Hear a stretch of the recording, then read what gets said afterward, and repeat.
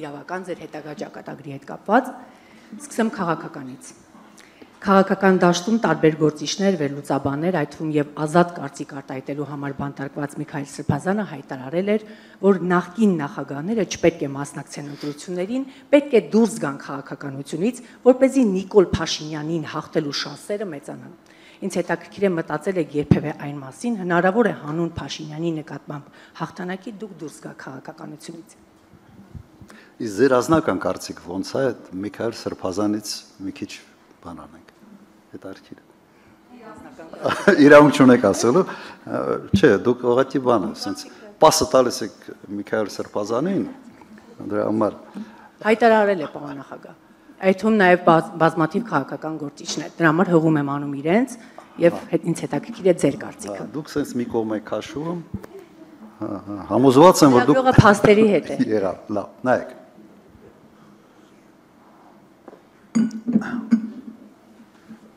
Ես ուրիշ նախագահների անունից իրավունք չունեմ խոսալու եւ չեմ ուզում խոսալ։ Հիմա ինչ վերաբերում է կոնկրետ ինձ։ Կարծում եմ 21 թվականի ընտրությունները ցույց տվեցին, որ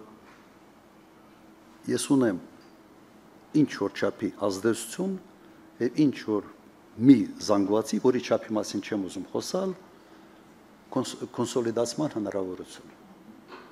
Հիմա պատկերացրել եք 21 թվականին ես էլ չմասնակցեի։ Ունենք օրինակը 18 թվականի ընտրությունների դեկտեմբերին։ Հիշում եք։ Մի հատ նայեք ինչ արդյունքներ է եղել։ Եվ ավելի լավ խորհրդարան մենք ունեինք, թե ավելի վատ։ Բավարար է իմ մասնակցության ձայները, ոչ բավարար չի։ Կուզենայինք, որ եւս այլ ուժեր ստեղծվեն, որոնց հետ համագործակցությունը կբերի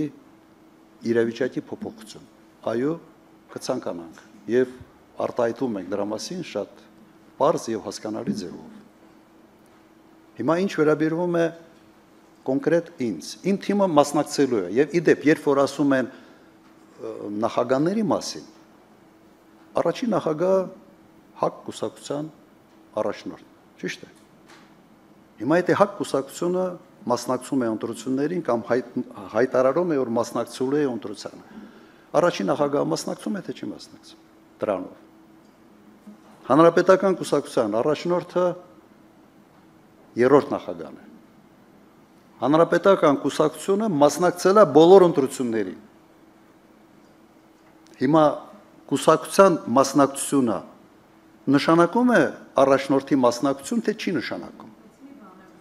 Իհարկե, ոչ մեկը չգիտի այդ դեմքի մասին, հա, եւ հատկապես երբ որ քարոզարշավը սկսում ես դու անել։ Իսկ առաջին նախագահը ինձ իր դեմքով է մասնակցել։ Դրա համար, այսպես ասեմ, Իվանիշվիլին, որը պաշտոն չի զբաղեցնում Վրաստանում, բայց բոլորը տեսնում են, չէ, որ որևէ կարևոր հարց չի կարող լուծվել առանց իրեն, որովհետև ինքը վրացական երազանք կուսակցության առաջնորդն է։ Եվ այդ կուսակցությունը իշխող կուսակցություն է։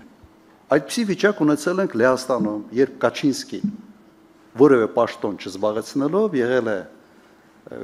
իշխող կուսակցության ղեկավարը։ Հիմա ինչն է ավելի լավ։ Դու չերևաս անձամբ քո դեմքով, բայց բոլոր որոշումները կայացնողը լինես, թե դու հենց քո դեմքով երևաս եւ ասես ես այս մասկիրովկան չեմ անում։ Ինչն ավելի լավ։ Շատ պարզ, ուղղակի այդ հարցին մնալ կուսակցության ղեկավար, ասել ես չեմ մասնակցում կամ կուսակցությունը ասում է ինքը չի մասնակցում, բա ո՞վ է մասնակցում։ Կուսակցությունը մասնակցում է, ուրեմն ինքն էլ է մասնակցում։ Հիմա ինչ վերաբերում է կոնկրետ իմ դեմքով մասնակցելու կամ չմասնակցելու մասին։ Եթե մեր թիմում հայտնի մեկը, որը սոցիոլոգիայով ավելի շատ ձայներ կարող է հավաքել, ես միայն ուրախ կլինեմ։ Միայն ուրախ կլինեմ։ Պրինցիպիալ հարց չի, դա ուղղակի քաղաքական դաշտի եւ հանրային կարծիքի հետազոտման հարց է։ Կրկնեմ, միայն ուրախ կլինեմ։ Եթե մտածում եք, թե 21 թվականի մեծ հաճույք էի ստանում, որ 8-ից 10 հանդիպումներ ունենալ, ամբողջ բանով Հայաստանի Հանրապետությունով պատտվել, իհարկե չէ։ Բայց սոցիոլոգիան շատ հստակ ցույց էր տալիս, որ իմ պարագայում մենք ավելի շատ ձայներ կհավաքենք, քան մեր թիմի յուրաքանչյուրի պարագայում։ Եվ գնացել ենք այդ ճանապարհով։ Երևի այսքանը։ Եվ Ավելի սպառիչ չգիտեմ, էլ ինչ ասեմ։ ձեր թույլտվությամբ Ես գիտեմ, որ հեսա ալիքներ ա գնալու մի ուրիշ ձևի։